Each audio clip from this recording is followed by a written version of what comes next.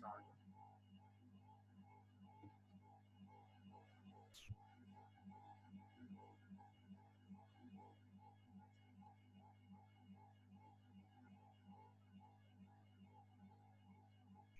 Students, last time हमने किया था डिज़ाइन ऑफ स्लैब्स और उसमें से हमने स्टडी किया था टू वे स्लैब्स का। तो उसका थोड़ा सा उसको पहले क्वेश्चन रिपीट कर लेते हैं कि उसमें हमने किया क्या था और उसको कैसे आप लोग लेके चलते हैं कोर्स के अंदर या पेपर में या क्विज में असाइनमेंट्स में या क्वेश्चन कैसे आते हैं, हम उसकी से प्रॉब्लम को अटेम्प्ट कैसे करना है। तो टू वे स्लैब्स में जैसे बताया था कि उसके डिज़ाइन करने के 4 डिफरेंट मेथड्स हैं। उनमें से हम जब पीआरसी 1 में पढ़ेंगे वो सिर्फ आपका एक मेथड है, वो है मूवमेंट कोएफिशिएंट मेथड, जिसको हम अभी स्टडी करेंगे। और दूसरा हमारा डायरेक्ट डिजाइन मेथड है, ये आपके पीआरसी 2 में आता है। और जो लास्ट आपकी स्टूडेंट फ्रेम मेथड है और एफईएम मेथड है, ये आप एमएस के अंदर पढ़ते हैं अगर किसी ने एमएस में स्टडी किया और वो अपने इसमें से इसको पढ़ेगा। लेकिन अभी फॉर द टाइम बिंग हमारा सिर्फ मूवमेंट कोएफिशिएंट मेथड है इंक्लूडेड है टू वे डिजाइन के लिए, तो हम इससे इसी को ही स्टडी करेंगे।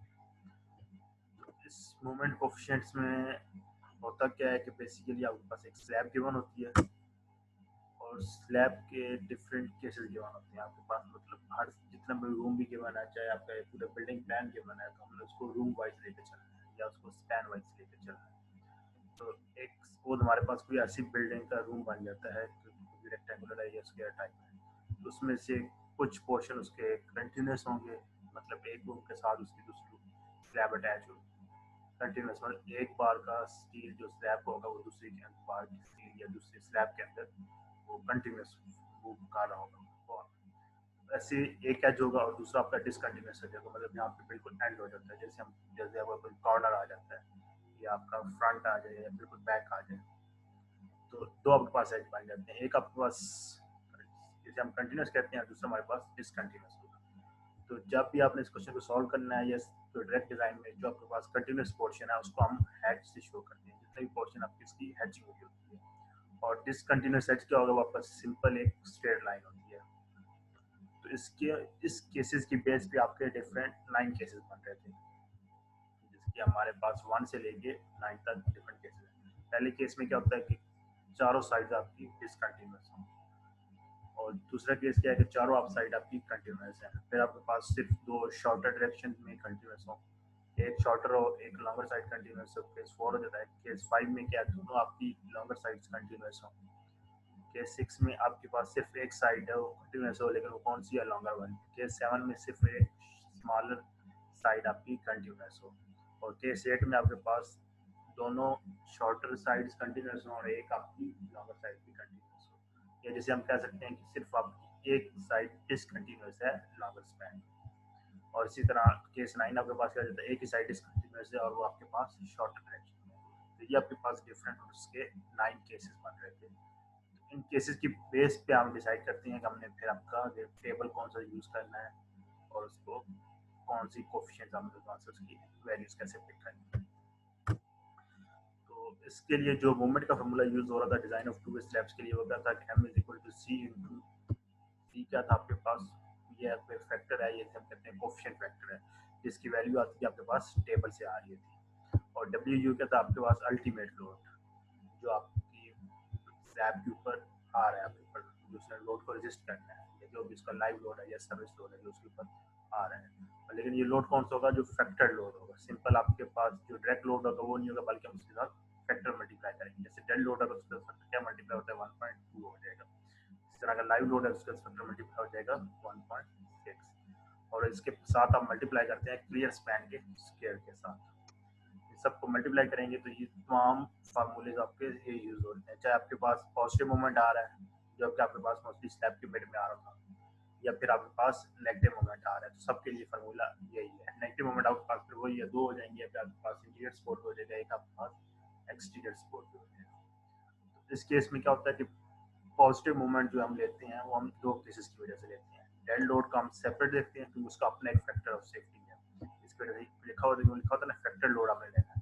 डेड लोड का एक अपना फैक्टर ऑफ सेफ्टी है, तो इसके लिए डेड लोड पॉजिटिव मोमेंट हम अलग कैलकुलेट करते हैं या उनके कोफिशिएंट्स भी टेबल से लगाते हैं। इसी तरह लाइव लोड के साथ फैक्टर 1.6 मल्टीप्लाई होता है, तो इसकी वैल्यू अलग कैलकुलेट की जाती है। और तीसरा आपके पास टेबल होता है नेगेटिव मोमेंट्स का। नेगेटिव मोमेंट्स में आपके पास टोटल फैक्टर लोड आ जाता है, जिसमें हम सम अप कर देते हैं दोनों को, डेड लोड को भी और पॉजिटिव लोड को। तो ये आपके पास 3 टेबल्स थे जिसको मैंने आपको पढ़ना किस बताया था कि पहला टेबल क्या है, जिसको लिखो इसकी हेडिंग कौन सी है, कोएफिशिएंट्स फॉर नेगेटिव मोमेंट। ये किसके लिए टेबल है आपके पास, सिर्फ नेगेटिव मोमेंट के लिए। यहाँ पे आपके पास फार्मूला भी गिवन है, m negative is equal to C A negative into w into a square. अब इसमें सी क्या है, वो आपके पास हर रो की जो टॉप वाली वैल्यू जो आपने लिखा हुआ है सी ए नेगेटिव, और जो बॉटम पे जो रो की लिखी हुई है उसकी वैल्यू क्या है, सी बी नेगेटिव है, जो आपके पास एम बी हुई। इसमें ए क्या है आपके पास शॉर्टर डायरेक्शन होती है, और बी क्या आपके पास लॉन्गर स्पैन डायरेक्शन। तो सपोज आपकी स्लैब की डायमेंशन है 12/50, तो ए क्या हो जाएगी आपके पास 12 हो जाएगी, और बी क्या हो जाएगी आपके पास 50 हो जाएगा। अगर आप ए स्पैन मतलब 12 फीट के अगेंस्ट डिजाइन कर रहे हो तो उसके लिए आप फिर आपको सी ए देखना पड़ेगा, सी ए की वैल्यू। जब आप उसको लॉन्गर स्पैन में डिजाइन कर रहे हो तो आप उसकी वैल्यू देखोगे सी बी की। जितने भी यहाँ पे जो कोएफिशिएंट बॉटम पे आ रहे हैं वो सी बी के हो जाएंगे, और टॉप पे आ रहे हैं उनके सी ए के हो जाएंगे। कुछ टेबल में आप देखोगे यहाँ पे उनकी वैल्यूज नहीं गिवन या मिसिंग हो, तो इस केस में उसकी वैल्यू 0 ली जाती है। और फिर आपके पास एंड में मेंशन होगा कि आपने डब्ल्यू की वैल्यू इसमें क्या लेनी है, total uniform factor dead plus live load. तो आपने दोनों इसमें से लेने हैं, जो डब्ल्यू इसमें लेना है वो आपने समीशन लेना है दोनों का, डेड का भी और लाइव का भी, जो दोनों का सम अप होगा, क्योंकि ये टेबल किसके लिए, नेगेटिव मोमेंट के लिए। जब ये सेकंड टेबल होगा वो किसके लिए, डेड लोड पॉजिटिव मोमेंट के लिए। डेड लोड पॉजिटिव मोमेंट में आपने सिर्फ फैक्टर डेड लोड लेना है आपने इसके अंदर, इसमें आप टोटल आपने फैक्टर लोड लेना, सिर्फ डेड लोड को फैक्टर करके उसकी वैल्यू जो भी उसकी वैल्यू आती है वो आपने उसमें अंदर यूज करनी। बाकी आपने इस टेबल को वही है, पहले आप एम की वैल्यू फाइंड करोगे। एम क्या होता है आपके पास, एक्सपेक्ट रेशियो होती है, क्या वहाँ पे उसकी रेशियो क्या है दोनों स्पैन्स के दरमियान। जब ए और बी को आपस में डिवाइड करोगे तो आपके पास कोई ना कोई इसके दरमियान वैल्यू आ जाएगी, इधर 1 आ जाएगी, 1.95 आ जाएगी टिल 0.5 तक। अब 0.5 से नीचे वैल्यूज क्यों नहीं है, क्योंकि आपको पता है कि जब भी एक्सपेक्ट रेशियो की वैल्यू लेस देन 0.5 हो जाती है तो स्लैब आपकी 1 भी हो जाती है। तो इसलिए ये टेबल आपका कंटिन्यूस 0.5 से उससे अबव के लिए है, और 1 से ऊपर जा नहीं सकती, मैक्सिमम दोनों स्पैन की साइड इक्वल हो सकती है। तो जब इक्वल हो जाएंगी तो उसकी वैल्यू क्या आ जाएगी, मैक्सिमम 1 आ जाएगी। तो जब भी 2 वे स्लैब होगी उसकी वैल्यू उसकी एक्सपेक्ट रेशियो की और होंगे आपके पास 0.5 से 1 के इन बिटवीन। इसके लिए फिर वही बाकी टेबल से आपने इस केस के लिए भी वैल्यूज वही सेम पढ़नी है। पहले आपको पता होगा कि आपका केस कौन सा है, ऊपर से आप डिसाइड करोगे तो उससे आपको पता चल जाएगा आपने कॉलम कौन सा यूज करना है, और एक्सपेक्ट रेशियो से आपको पता चल जाएगा आपने रो कौन सी यूज करनी है। तो जहाँ पे दोनों का इंटरसेक्शन आ जाए कॉलम और रो का, तो वहाँ से आपने वो वैल्यूज जो भी उसके कोएफिशिएंट्स की वैल्यूज हैं वो आपने वैल्यूज वहाँ से पिक करनी है। तो टेबल से आपको वैल्यूज मिलती हैं सिर्फ कोएफिशिएंट या सी की वैल्यू आपको मिलती है, और डब्ल्यू क्या है आपके पास फैक्टर डेड लोड है पॉजिटिव मोमेंट के लिए, और ये क्या आपका वो जो स्पैन का स्क्वायर है, ये बी जो है स्मॉलर स्पैन का स्क्वायर हो जाएगा। जो सेम आपने वही dead load positive moment live moments के लिए करना है, तो वो ये लाइव लोड के फैक्टर के लाइव मोमेंट की जो भी कोएफिशिएंट्स की वैल्यू है वो आप यूज करोगे, और लोड के आप फैक्टर लाइव लोड यूज करोगे। इसका डिज़ाइन प्रोसीजर मैंने आपको बताया था, और उसका मैंने एग्जांपल भी सॉल्व की थी कि सबसे पहले आपने वही एस्पेक्ट रेशियो देखनी है, और उसे डिसाइड करना है कि आपके पास स्लैब 1 वे है या 2 वे है। अगर 2 वे है या 1 वे है उसके बाद आपने उसकी मिनिमम थिकनेस निकालनी थी, उसके बाद आपने फैक्टर लोड निकालने हैं। अब 1 वे में तो ये था कि हम इकट्ठे निकाल लेते थे सबका टोटल फैक्टर लोड, लेकिन जब 2 वे स्लैब होगी तो आपने फैक्टर लोड अलग अलग कैलकुलेट करना है। डेड का फैक्टर लोड अलग कैलकुलेट करेंगे, लाइव के लिए अलग कैलकुलेट करेंगे, और टोटल के लिए सेपरेट कैलकुलेट करेंगे। उसके बाद आपने डिसाइड करना है कि आपके पास स्लैब का केस कौन सा बन रहा है, बेसिस ऑन दी स्लैब आपकी कितने साइड से कंटिन्यूस है और कितने साइड से डिसकंटिन्यूस। जब केस डिसाइड हो जाए, एस्पेक्ट रेशियो डिसाइड हो जाए, तो उसके बाद आपने टेबल से कोएफिशिएंट्स की वैल्यू देनी। कोएफिशिएंट्स की वैल्यूज आ जाए उसके बाद आपने मोमेंट का फॉर्मूला यूज करना है, और वहाँ से उसकी मोमेंट की वैल्यू यूज करनी है। जब मोमेंट आ जाए तो उसके बाद क्वाड्रेटिक क्वेश्चन यूज करके आपने एरिया ऑफ स्टील कैलकुलेट करना है, और उसके बाद मिनिमम स्टील फाइंड करना है, और उनकी स्पेसिंग क्या आती है आपने वो फाइंड आउट करनी है। ये एग्जांपल थी जो हमने लास्ट टाइम की थी। इसमें गिवन क्या था कि आपके पास एक स्लैब गिवन थी जो कॉर्नर स्लैब है। तो कॉर्नर स्लैब है तो मतलब क्या होगा, आपके पास एक है जिसका कंटिन्यूस है शॉर्टर में, और एक उसका डिसकंटिन्यूस। इसी तरह लॉन्गर में भी एक साइड उसका कंटिन्यूस है और एक डिसकंटिन्यूस है। तो इससे हमें वो देखना पड़ेगा कि कौन सा वो हमारा केस बनता है कि एक दोनों डेड स्पैन में एक साइड आपकी कंटिन्यूस। उसके बाद जो हमें डायमेंशन गिवन थी वो हमें गिवन थी इनिशियली 21 to 25, लेकिन बाद में हमें बताया गया कि बीम्स के चारों साइड्स पे या स्लैब के चारों साइड पे बीम्स हैं, तो जिसकी वजह से जो क्लियर स्पेसिंग डिस्टेंस रह जाता है इन बिटवीन दो पैनल्स के दरमियान या दो स्पोर्ट्स के दरमियान, तो वो कितने रह जाता था 20/25 रह जाता था, स्पेसिंग रिड्यूस हो जाती है। तो इसके अगेंस्ट हमने इसको डिज़ाइन करना था और लाइव लोड की वैल्यू हमें उसने बताई थी 137 PSF। अब उसके ऊपर जो एडिशनल लोड आ रहा है अपने सेल्फ वेट के अलावा। कंप्रेसिव स्ट्रेंथ हमें पता थी कि 3000 PSI होती है और यील्ड स्ट्रेस हमें पता थी 60 KSI। तो उसके लिए मैंने जैसे बताया था सबसे पहले आपने देखना है कि उसकी एस्पेक्ट रेशियो क्या है। एस्पेक्ट रेशियो क्या होती है, दो स्पैन्स की आपस में उनकी रेशियो क्या होती है, कि आप इसको डिवाइड करते हैं shorter span divide by longer span. तो यहाँ पर शॉर्टर स्पैन कितना था 20 फीट और लॉन्गर स्पैन कितना था 25 फीट। दोनों के आपने रेशियो ली तो उसे वैल्यू क्या आपके पास 0.8 आ गया। तो 0.8 आ क्योंकि आपकी वैल्यूज जो है मोर देन 0.5 है, तो इसका मतलब क्या है आपके पास 2 स्लैब है। उसके बाद हमने थिकनेस के लिए कैलकुलेट करते हैं, तो थिकनेस के लिए आपके पास जब भी 2 स्लैब होगी अपने फॉर्मूला आपके पास होता है पेरीमीटर डिवाइड बाय 180। पेरीमीटर क्या होता है आपके पास सम ऑफ ऑल साइड्स, चाहे स्लैब की या जो भी उसकी डायमेंशन हो, सर्कुलर हो, रेक्टेंगुलर है, ट्रापेजोनल है, हेक्सागोनल है, जो भी उसके पास शेप हो, तो अपने चारों साइड्स की उसको सम अप करते जाएं, उसको 180 भी डिवाइड करें तो उससे आपको पास मिल जाएगी थिकनेस ऑफ स्लैब। अब हमारे पास ये क्या थी, ये सिंपल आपके पास एक रेक्टेंगुलर थी और रेक्टेंगुलर का पेरीमीटर क्या होता है 2 इंटू लेंथ प्लस वेथ। तो हमने वो फार्मूला यूज कर लिया, या आप इसको सेपरेट ऐड अप कर लें तो उससे भी आपका आंसर सेम आ जाएगा। उसको 12 से मल्टीप्लाई किया तो आपके पास लेंथ किस में आ गई आपके पास इंचेस में आ गई, तो ये डायमेंशन आपको 20 फीट गिवन थी और 25 फीट में। इसको 12 में किया मल्टीप्लाई किया तो आपके पास इंचेस में इसकी वैल्यू आ गई 6 इंचेस। अगर ये अभी ये एग्जैक्ट वैल्यू आ गई, अगर एग्जैक्ट वैल्यू ना आती तो हम इसको क्या कर देते, राउंड अप कर देते। उसके बाद हम इसके कैलकुलेट करते हैं फैक्टर लोड्स। फैक्टर लोड के लिए आपको पास पता है कि दो टाइप्स ऑफ लोड होते हैं, एक आपके पास डेड लोड होगा और एक आपके पास लाइव लोड होगा। डेड लोड अगर आपको गिवन है सुपर इम्पोज तो वेल एंड गुड, अगर नहीं गिवन तो मटेरियल को जो अपना सेल्फ वेट है वो तो उसके एज डेड लोड ही काउंट होता है। सेल्फ वेट का जो फार्मूला है हमारे पास वो हमारे पास क्या होता है आरसी में BH/144 into density of concrete, और डेंसिटी ऑफ कंक्रीट हमारे पास होती है 150 पाउंड पर क्यूब, पाउंड पर फीट क्यूब। वो हमने फार्मूला यूज किया तो उससे हमारे पास वैल्यू क्या आ गई 0.05 किप फिट आ गई, तो हमारे पास डेड लोड आ गया। तो हमने फाइंड करना था फैक्टर डेड लोड। तो फैक्टर डेड लोड हमारे पास क्या हो जाएगा, उसको वजह 1.2 से मल्टीप्लाई करेंगे तो हमारे पास क्या आ जाएगी value factor dead load. Factor dead load की वैल्यू क्या आ जाएगी आपके पास 0.09 किप पर फीट। इसी तरह हम लाइव लोड की वैल्यू फाइंड करेंगे तो हमें गिवन थी 137 पाउंड पर स्क्वायर फीट, और हम एज्यूम जैसे हम उसको 1.6 से मल्टीप्लाई करेंगे तो उससे अपने पास क्या आ जाएगी टोटल फैक्टर लाइव लोड आ जाएगा। और आपने जब अल्टीमेट फाइंड करना है लोड आपका या रिजल्टेंट जो आपके पास फैक्टर लोड है तो उसमें क्या करेंगे, दोनों को सम अप कर देते हैं, डेड लोड को भी और लाइव लोड को भी आपस में ऐड अप कर देंगे। उससे वैल्यू हमारे पास क्या आ रही है 0.31 किप्स पर फीट। तो हमारे पास एक्सपेक्ट रेशियो भी आ रही है, हमें थिकनेस ऑफ द स्लैब भी पता है और हमारे पास लोड्स भी आ रही है।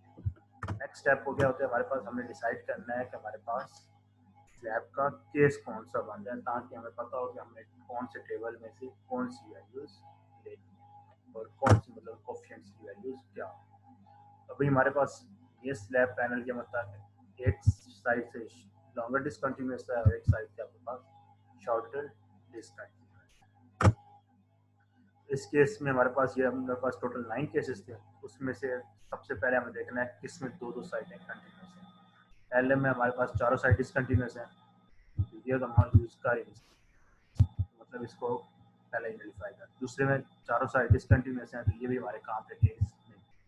तीसरा केस है उसमें दो साइड डिसकंटिन्यूस हैं तो ये हमारे पास यूज हो सकता है। फोर्थ केस में भी दो साइड्स हैं तो ये भी यूज हो सकता है। फिफ्थ में भी दो साइड्स हैं तो सिक्स में आपके पास एक साइड कंटिन्यूस है तो ये सिक्स ये हमारे काम करेंगे। सातवें का भी सेम वही है और एट्थ में भी आपके पास तीन साइड हैं और एक साइड आपके पास डिसकंटिन्यूस है। इसी तरह नाइन्थ में भी आपके पास तीन साइड कंटिन्यूस है और एक डिसकंटिन्यूस। भी हमारे पास केस बच जाते हैं 3, 4 और 5। ये 3 केसेस हैं, इन 3 में से कोई एक केस यूज हो। एक केस कौन सा यूज करना है हमने देखा ना यहाँ पे कि कौन सी साइड हमारी डिसकंटिन्यूस है और कौन सी कंटिन्यूस है। अब हमारे पास जो साइड्स हैं, हमारे पास एक शॉर्टर में कंटिन्यूस है और एक आपके पास लॉन्गर में कंटिन्यूस है। केस नंबर 5 में क्या है कि अब दोनों अपोजिट साइड कंटिन्यूस है। अभी हमारे पास ये दोनों अपोजिट साइड्स तो नहीं कंटिन्यूस, क्योंकि एक एक साइड कंटिन्यूस है, तो केस 5 भी नहीं हो सकता और इसी तरह केस 3 भी नहीं हो सकता। केस 3 में क्या दोनों शॉर्टर कंटिन्यूस हैं और केस 5 में दोनों लॉन्गर साइड कंटिन्यूस है।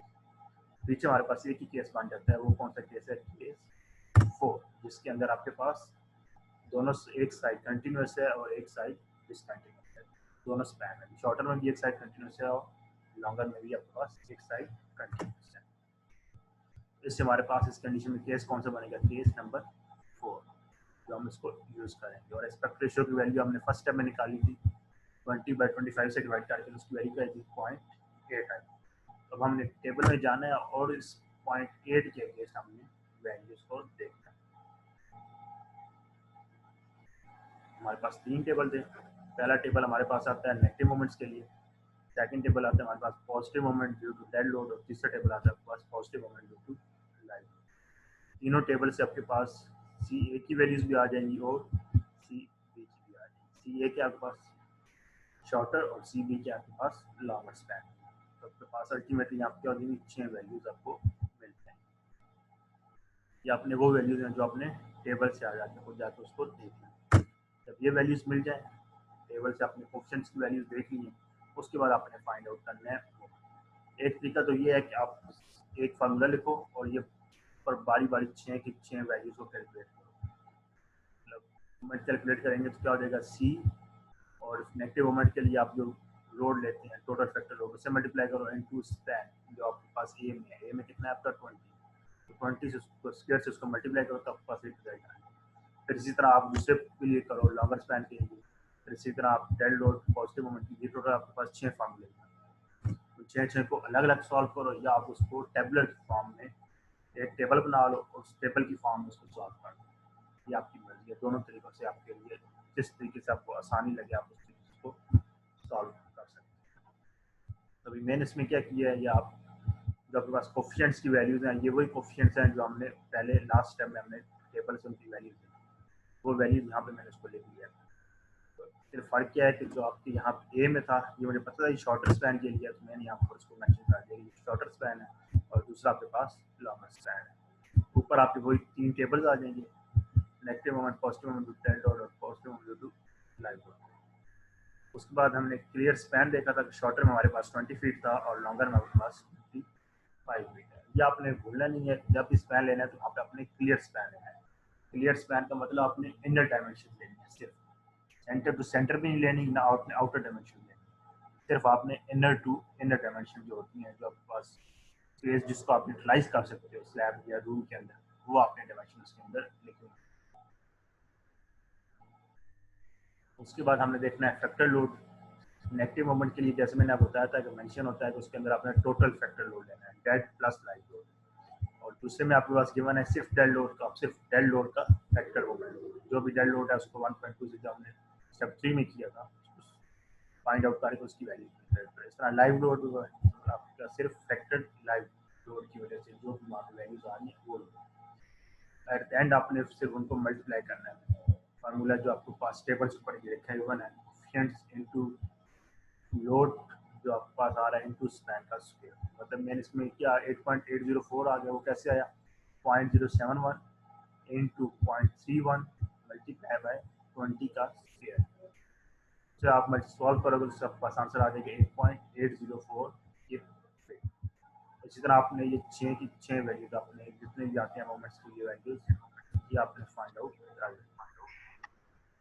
उसके बाद हमने देखना है कि हमारे पास टोटल मोमेंट कितने आते हैं, नेगेटिव मोमेंट कितना आता है और पॉजिटिव मोमेंट शॉर्टर में कितना आता है या फिर आपके पास लॉन्गर में कितना आता है। तो शॉर्टर स्पैन में जो आपके पास नेगेटिव मोमेंट हो जाएगा, क्योंकि नेगेटिव मोमेंट आपके पास एक ही टेबल से आ रहा है, लेकिन पॉजिटिव मोमेंट आपके 2 टेबल से आ रहे हैं। डेड लोड के लिए सेपरेट आ रहा है और लाइव लोड के लिए सेपरेट आ रहा है। तो जो आपके पास नेगेटिव मोमेंट होगा वो तो आपका एज इट इज वैल्यू आ जाएगी 8.804 के शॉर्टर में और लॉन्गर में 5.31। 619। अब पॉजिटिव मोमेंट जो आपका शॉर्टर स्पैन होगा उसमें क्या हो जाएगा, दोनों पॉजिटिव मोमेंट हेड अप हो जाएंगे शॉर्टर स्पैन, मतलब 1.404 शॉर्टर का प्लस 4.204 जो आपके पास शॉर्टर में आ रहा है डेल लोड की वजह से और लाइव लोड की वजह से, दोनों को एडअप कर देंगे तो आपके पास टोटल पॉजिटिव मोमेंट आपका शॉर्टर स्पैन में कितना आ रहा है उसकी आपके पास वैल्यू आ जाएगी। इसी तरह आपने सेम यही काम positive moment at longer span के लिए भी रिपीट करना है। उसके बाद हमने देखना है कि एक्सटीरियर स्पोर्ट पे आपके पास नेगेटिव मोमेंट कितना आता है। उसका जो हमने रिपोर्ट किया है, ये मेथड कहता है उसके मुताबिक वो ये है कि आपने जो भी आपके पास पॉजिटिव मोमेंट आता है उसकी आपने 1/3 वैल्यू लेनी। अभी हमारे पास पॉजिटिव मोमेंट इसमें कितना आया है 5.628 फॉर शॉर्टर स्पैन। तो अब हमारे पास शॉर्टर स्पैन में एक्सटीरियर स्पोर्ट मोमेंट कितना आ जाएगा 5.628 डिवाइड बाई 3, तो आपके पास की वैल्यू आ जाएगी 1.8768। ये आपके पास एक्सटीरियर स्पोर्ट पे हो जाएगी। जो आपके पास फर्स्ट स्टेप में आपके पास आया था नेगेटिव मोमेंट, ये आपके पास मोमेंट होता है सिर्फ आपका इंटीरियर स्पोर्ट। इसी तरह आपने इसको पॉजिटिव लॉन्गर स्पैन के लिए कैलकुलेट करना है। लॉन्गर स्पैन के लिए क्या होगा, लॉन्गर स्पैन का मोमेंट पॉजिटिव मोमेंट उसको 3 पे डिवाइड करेंगे उससे आपके पास उसकी वैल्यू आएगी। तो अभी हमारे पास ये क्या, हमारे पास तीनों मोमेंट आ गए, पॉजिटिव मोमेंट भी आ गया जो आपके पास बीम स्लैब के सेंटर में होता है या उसके मिड स्पैन पे होता है। उसके बाद आपने उसका नेगेटिव मोमेंट कैलकुलेट कर लिया जो कि आपके पास स्पोर्ट्स में होता है। जब भी स्लैब होगी तो उसके स्पोर्ट्स दो टाइप्स के होते हैं, इंटीरियर स्पोर्ट्स भी होंगी और एक्सटीरियर स्पोर्ट्स भी। अब इस केस में क्योंकि ये स्लैब आपकी कॉर्नर है तो यहाँ पे क्या हो जाएंगी, एंड पे जहाँ पे स्लैब एंड हो रही है तो यहाँ पे क्या ये बेसिकली एक्ट करेंगी एज ए एक्सटीरियर स्पोर्ट। और जिस साइड पे स्लैब कंटिन्यूस है वो वहाँ पे जो स्पोर्ट होगी या जो हम बीम्स हैं वो आपको एज एक्ट करेंगी इंटीरियर स्पोर्ट। लेकिन अगर आप केस चेंज होता है, जैसे सिर्फ आप एक आइसोलेटेड स्लैब है जिसमें आपके पास सिर्फ केस 1 एप्लीकेबल है, मतलब चारों साइड से डिसकंटिन्यूस है, उसमें आपके पास क्या होगी, इंटीरियर सपोर्ट कोई नहीं है, सारी आपके पास स्लैब की एंड हो रही है तो सारी आपके पास एक्सटीरियर सपोर्ट है। तो उस केस में आपको इंटीरियर का मोमेंट फाइंड आउट करने की जरूरत। इसी तरह अगर आपके पास स्लैब ऐसी है जो रूम घर के कहीं सेंटर में आती है कि जिसके चारों साइड पे स्लैब्स कंटिन्यूस हो रही है तो उस केस में आपको इंटीरियर मूवमेंट वहाँ पे नहीं मिलेगा। सारे आपके जितने मूवमेंट होंगे सारे आपके पास एक्सटीरियर मूवमेंट ही होंगे, मतलब दूसरे स्लैब में जा रहे हैं, एंड पे कोई नहीं होगा सारे। ये आपने स्लैब केस की बेस पे देखना है कि आपने केस टू केस स्लैब की लोकेशन क्या आ रही है या ड्राइंग वैल्यू क्या। जब आपके पास मूवमेंट आ जाए तो मूवमेंट के बाद आपने देखना है कि उसके अंदर स्टील कितना प्रोवाइड करना है, या जिसे हम कहते हैं रेनफोर्समेंट, और उसकी स्पेसिंग क्या होनी चाहिए। तो आपने उसके लिए रेनफोर्समेंट कैलकुलेट करनी है। रेनफोर्समेंट कैलकुलेशन का फॉर्मूला आपका 2 वे स्लैब के लिए वही है जो आप बीम्स के लिए करते थे या फिर आप 1 वे स्लैब्स के लिए करते थे, जिसमें हम क्वाड्रेटिक इक्वेशन यूज करते हैं mq और phi is equal to as fyd minus as square fy square over 1.7 f prime c into।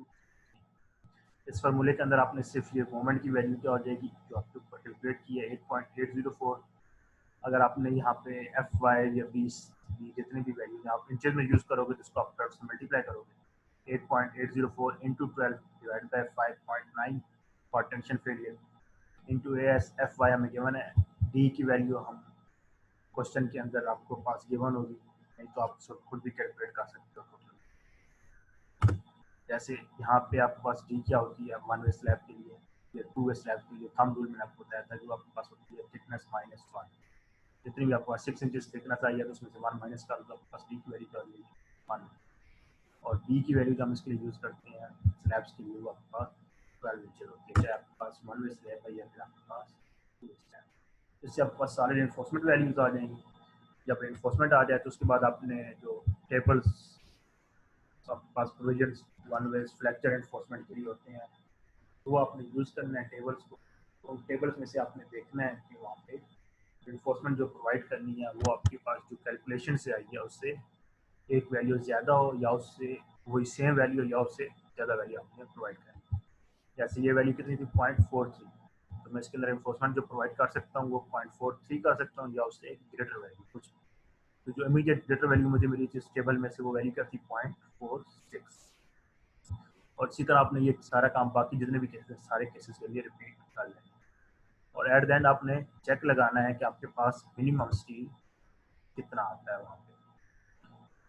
जब आप मिनिमम स्टील का चेक लगाएंगे, जिसे हम या दूसरे लफ्ज़ों में आपने जो minimum temperature and shrinkage enforcement calculate करनी, जैसे ये आपके पास 712.12.2.1 कहता है कि अगर आपके पास 60 ग्रेड स्टील हो तो उसके लिए एस मिनिमम क्या होता है 0.0018 into gross area of concrete, कहते हैं बी इंटू एच।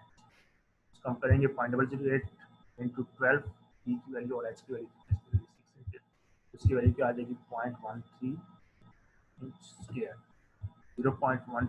जो भी यहाँ पे टेबल की वैल्यू, जिसकी वैल्यू यहाँ एनफोर्समेंट की वैल्यू 0.13 से कम है, हम उसमें से एटलीस्ट उसमें मिनिमम स्टील तो प्रोवाइड करेंगे ही करेंगे, जो हमारे पास वैल्यू क्या आ जाएगी 0.13। तो हम उसके अंदर कैलकुलेशन किए बगैर भी आप इसमें जो मिनिमम स्टील की वैल्यू आती है वो उसके अंदर यहाँ पे प्रोवाइड कर सकते हैं। जैसे अगर ये 0.013 तो ये 0.17 है, जिसकी वैल्यू ग्रेटर है, इसलिए हम इसमें मिनिमम का चेक मिनिमम वैल्यू इंक्लूड नहीं कर सकते, हमें टेबल में से देखना ही पड़ेगा कि 0.17 अगर वैल्यूज है तो ठीक है, अगर नहीं है तो हमें उससे ग्रेटर इमीडिएट जो वैल्यू आती है वो यूज़ करेंगे। तो मिनिमम स्टील अगर जहाँ पे आता है वो आपने वहाँ पे वो प्रोवाइड कर देना है। उसके बाद आपको बार की स्पेसिंग आपको उसी टेबल के अंदर से मिल जाएगी। जैसे 0.46 है तो वो किसके अगेंस्ट थी, number 5 bar at the rate of 8 inch centre to centre. ये मैं आपको थोड़ा सा एक मिनट दिखा देता हूँ, इस टेबल की बात कर रहा हूँ एनफोर्समेंट की।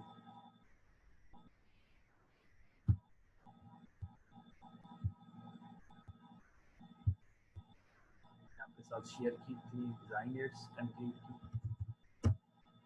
उसके या एसीआई कोड के एंड पे भी आपके पास नंबर ऑफ बार्स का चार्ट गिवन होता है, जिसके अंदर आपने नंबर ऑफ बार्स प्रोवाइड करनी है।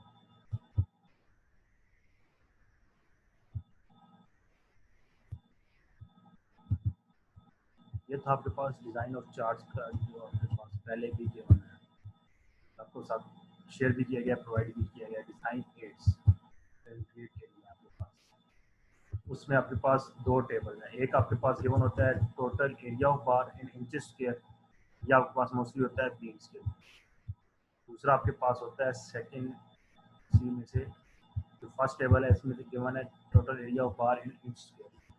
सेकंड आपको गिवन होता है नीचे यहाँ पे गिवन है एरिया ऑफ बार्स पर फुट विड्थ ऑफ स्लैब। ये सेकंड पोर्शन है, सेकंड टेबल है। स्लैब्स के लिए आपके पास ये सेकंड पोर्शन यूज होता है। तो जो भी ये सेकंड टेबल होगा ये आपके पास वहाँ पे इसमें यूज हो रहा होगा। इसमें से आपने यहाँ पे अभी हमने प्रोवाइड किया 0.46, तो हम अगर यहाँ पे 0.46 सर्च आउट करें,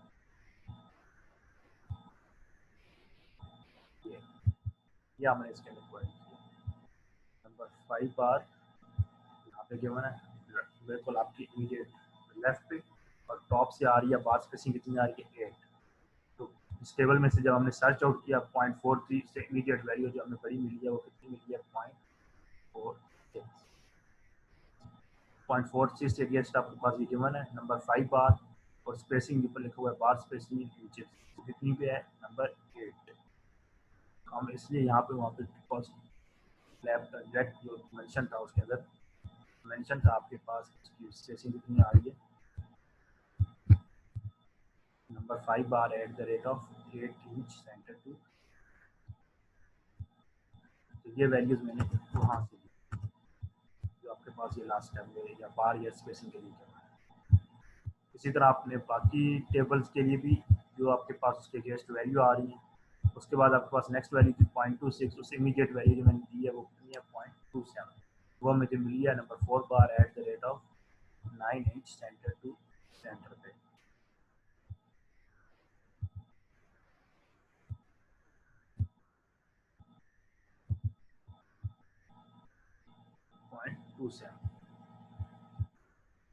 ये आपके पास 0.27 जो इमीडिएट वैल्यू, ये कहाँ पे है number 4 bar at the rate of 9 inch centre to. इस टेबल में से आप कोई भी वैल्यू दिखा सकते, इवन आपको 0.27 यहाँ पे भी मिल जाएगी। ये क्या है number 5 bar at the rate of 14 inch centre to centre. लेकिन इस स्टेप के बाद क्योंकि आपने स्पेसिंग का चेक लगाना है तो ऑटोमेटिकली आपको पता चल जाएगा कि आपको बाहर 14 inch centre to centre spacing provide करनी चाहिए या फिर आपको 9 inch centre to centre spacing के बाद प्रोवाइड करनी चाहिए। इस टेबल में से आपने जो आपके पास क्वाड्रेटिक क्वेश्चन सॉल्व करने के बाद एरिया ऑफ स्टील आता है वहाँ से पिक करना है और उसमें से ही आपको पता चल जाएगी कि बाहर की स्पेसिंग क्या है और उसका कौन सा नंबर बार आप यूज़ करना चाह रहे हैं। अब इस टेबल में पढ़ने का तो कोई थंब रूल नहीं है, लेकिन मैं रिकमेंड करता हूँ कि इसको आप हॉरिजॉन्टली पढ़ा करें, मतलब ये नंबर 3 बार से स्टार्ट करें और यहाँ से आप इसको पढ़ना स्टार्ट करते हैं नंबर 3 से नंबर 18 तक फर्स्ट रो कंप्लीट करें, उसके बाद सेकेंड रो में आ जाए, फिर थर्ड फोर्थ फिफ्थ सिक्स जो भी आपको इमीडिएट वैल्यू वहाँ पे मिल जाती है। जैसे इसको पढ़ते आएंगे सबसे पहले आपको यहाँ पर मिल जाएगी पॉइंट जिससे तो आप number 4 bar at the rate of 9 centre to centre यहाँ पे आप जाके स्टॉप कर देंगे। आपको आगे आने मतलब प्रोसीड करेंगे तो आपको सेकंड वैल्यू मिलेगी, नहीं करेंगे तो यहीं पे आपको इसकी वैल्यू को मिल जाएगी। अब क्योंकि मुझे 0.46 नहीं मिल रही थी तो इसलिए मुझे 0.46 के लिए यहाँ पे आना। इसी तरह जो हमारे पास मिनिमम सील की वैल्यू आ रही थी 0.13 तो हमने पहली दो में से ही जब उसको पढ़ा तो ये आपके पास number 3 bar at the rate of 10 centre to centre की वैल्यू आपको मिल जाएगी 0.13।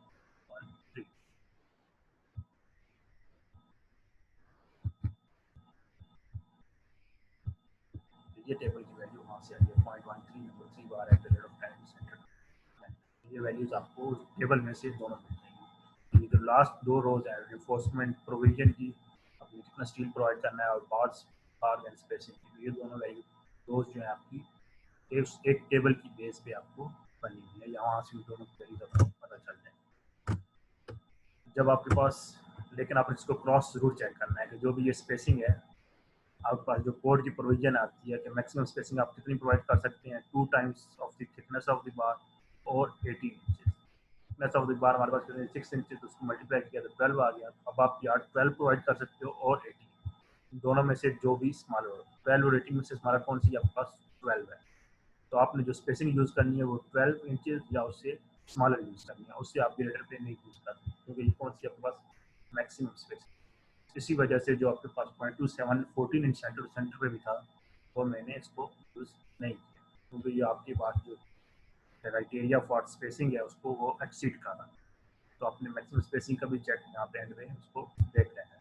या फिर दूसरा ये है कि मैक्सिमम स्पेसिंग का पहले चेक लगा लो, उससे आपको पता चल जाएगा कि मैक्सिमम कितना आता है, तो उससे कम जो भी आपकी जिस स्पेसिंग की जो वैल्यू आती है वो आप उसको नोट कर लो या उसकी बार के अंदर प्रोवाइड कर दो उस स्पेसिंग। इसी तरह आपने जो मिनिमम टेम्परेचर इन्फोर्समेंट के लिए आपने या टेम्परेचर शेकेज के लिए स्पेसिंग यूज़ करनी है, उसके लिए आपने फॉर्मूला यूज़ करना है 12 into A P over A S का, जो आपके पास मिनिमम स्टील का जो तो जिसे हम कहते हैं टेम्परेचर एंड चिल फ्लूइड। उससे आपके पास ये वैल्यू आ गई 10.15 इंच स्क्वायर और उससे अगेंस्ट आपने जो वैल्यू यूज़ कर ली वो आ गई number 3 bar at the rate of 10 inch. At the end आपने फाइनल वो लेआउट बनाना है और उसको आप सेंड करना है किसी आयशा आयशा आयशा बेटा आयशा। एट द एंड आपने दोबारा स्लैब ड्रा करेंगे जहाँ पे स्लैब आपके पास कंटिन्यूस है, वहाँ से क्या होगा स्टील वहाँ से एक स्लैब से वायर प्रोट्यूट कर रहा होगा या एक्सीड कर रहा होगा एक्सटेंड कर रहा होगा। तो हमारे पास क्योंकि स्लैब आपके पास राइट साइड पे कंटिन्यूस थी तो जिस वजह से यहाँ पे क्या है ब्लू लाइन आपके पास कंटिन्यूस है, इसका मतलब क्या है यहाँ पे आपकी स्लैब क्या है कंटिन्यूस। और इसी तरह बॉटम पे भी स्लैब कंटिन्यूस थी तो जो आपके पास स्टील है वो भी बॉटम से भी जो स्पोर्ट्स का स्टील है वो कंटिन्यूस होता है। मिड स्पैन पे जो स्टील होता है वो आपका सिर्फ आपकी स्लैब तक ही होता है क्योंकि ये हमने इसको कैलकुलेट किया हुआ है क्लियर स्पैन पे इंटीरियर डायमेंशन की बेस पे, इसलिए जो मिड स्पैन पे स्टील आता है इसको हम सिर्फ आपके स्लैब के इन बिटवीन तक ही रहता है या मैक्सिमम उसकी जो बीम्स होंगी एंड पे उनके अंदर तो वो बेंड डाउन हो जाता है, लेकिन एक स्लैब दूसरे स्लैब में कंटिन्यूस नहीं। तो जो डिसकंटिन्यूस एज है या जिसे हम एक्सटीरियर एंड कहते हैं उसमें भी क्या होगा, वो स्लैब आप स्टील आपका स्लैब के अंदर ही जाएगा और स्लैब के एज से बाहर स्टैंड नहीं करेगा। तो इससे भी आपको पास ड्राइंग से पता चल जाएगा किस साइड पे स्लैब आपकी इंटीरियर एज कौन सा और एक्सटीरियर एज कौन सा। और एट द एंड आपने सिर्फ वो ड्राइंग शो करना है। कैलकुलेशन हमने सारी पीछे कैलकुलेट की हुई है। अब सपोज हमारे पास ये जो स्पैन है ये हमारे पास शॉर्टर डायरेक्शन में है 20 फीट का, तो लेकिन जब ड्राइंग में शो किया जाता है तो जो शॉर्टर स्पैन की बार्स होती हैं उनको हम लॉन्गर स्पैन में शो करते हैं। लॉन्गर डायरेक्शन में जो बार्स होंगी उन्हें हम स्पैन, मतलब ये जो बार्स आपके पास चल रही हैं along the longer span या perpendicular जो शॉर्ट होती हैं वो आपके पास लॉन्गर स्पैन में शो होती है। इनकी स्पेसिंग क्या हो जाएगी, ये देखिए number 3 bar at the rate of 10 inch centre to centre. इसी तरह दोनों डायरेक्शन में स्पैन की वैल्यू सेम है। इसी तरह आपके पास जो टेम्परेचर एंड श्रिंकेज एनफोर्समेंट है, क्योंकि इसकी वैल्यू आपके पास टेम्परेचर एंड श्रिंकेज यूनिट में शो होती है, तो रेड के अंदर इसकी वैल्यू कितनी आनी थी, number 3 bar at 10 inch centre to centre. या आपने दोनों स्पैन में आपने वही number 3 bar at the rate of 10 inch centre to centre आपने उसके अंदर जो रेड्स के दरमियान स्पेसिंग है वो आपने प्रोवाइड कर दी। इसी तरह जो मेन एनफोर्समेंट है आपके पास मिड स्पैन पे उसकी वैल्यू क्या आ रही थी, number 3 bar at the rate of 8 inch centre to centre एक डायरेक्शन में, और दूसरी डायरेक्शन में number 4 bar at the rate of 9 inch centre to centre. ये आपके पास मेन बार की स्पेसिंग है।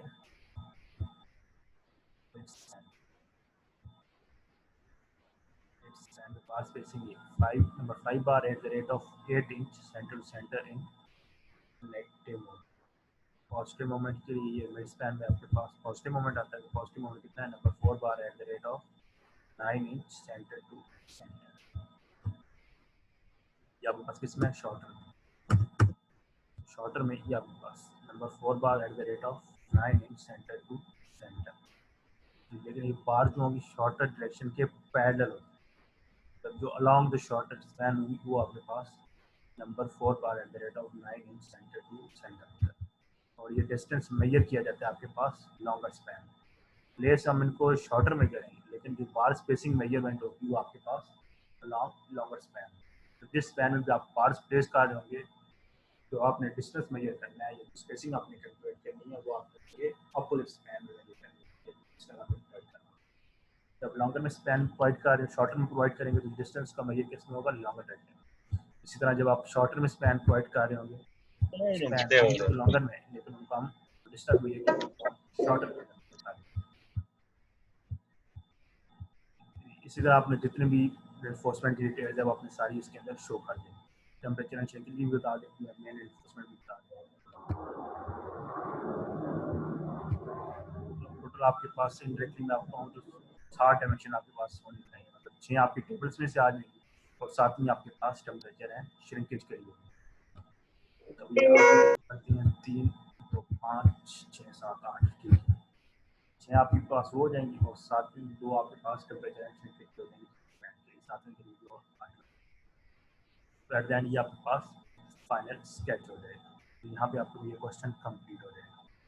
अब ये क्वेश्चन मोस्टली पेपर में आते कैसे, अभी आपके पास ये असाइनमेंट नहीं है, मतलब ये वैसे लिखा हुआ है, लेकिन जनरली आपके पास गिवन होता है आर्किटेक्चर, आपको आर्किटेक्चर इंजीनियर आपको इस तरह का प्लान दे देगा या बिल्डिंग का कोई भी आपके पास प्लान होता है।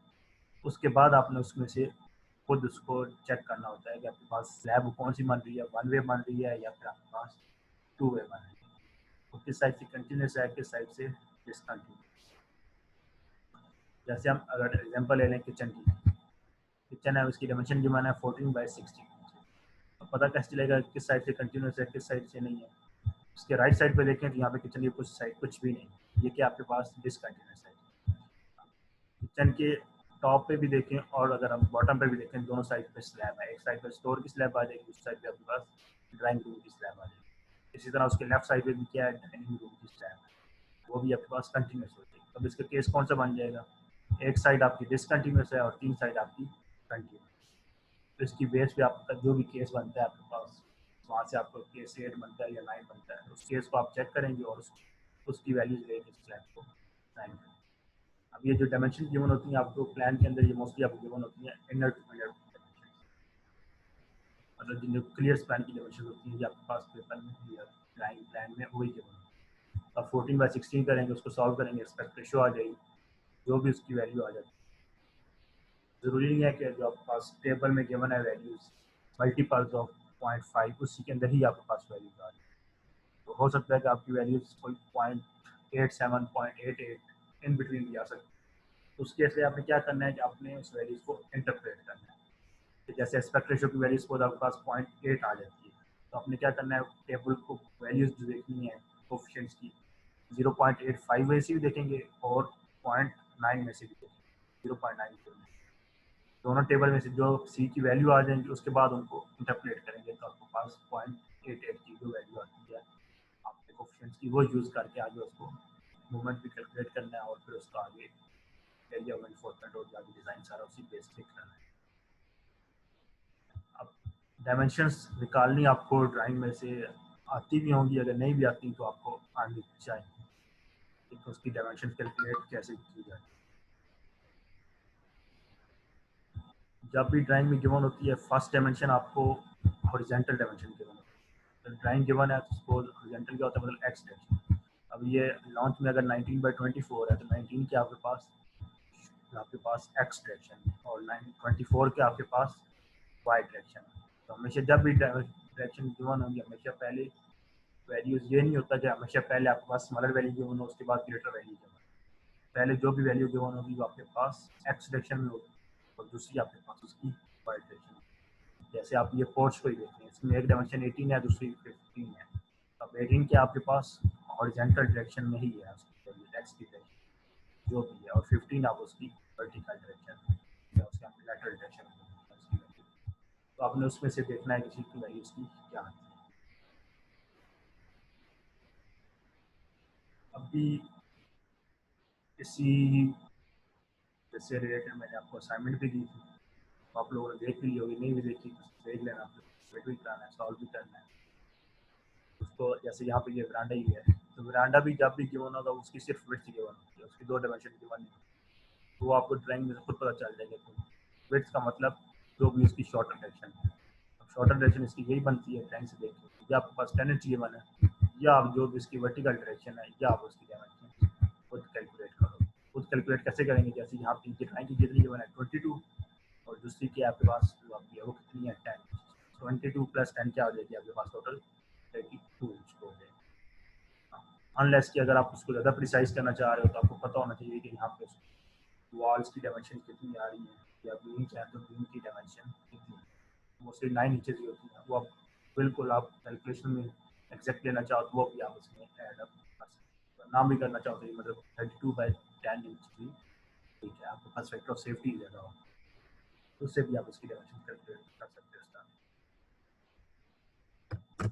इसके अलावा अभी कोई क्वेश्चन है टू वे स्लैब से रिलेटेड या वन वे स्लैब से?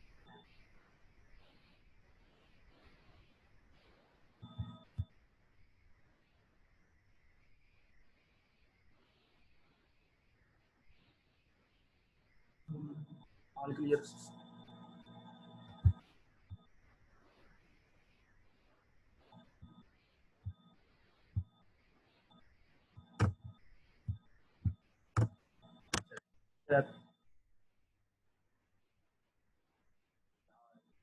ये लेक्चर यहीं खत्म करते हैं।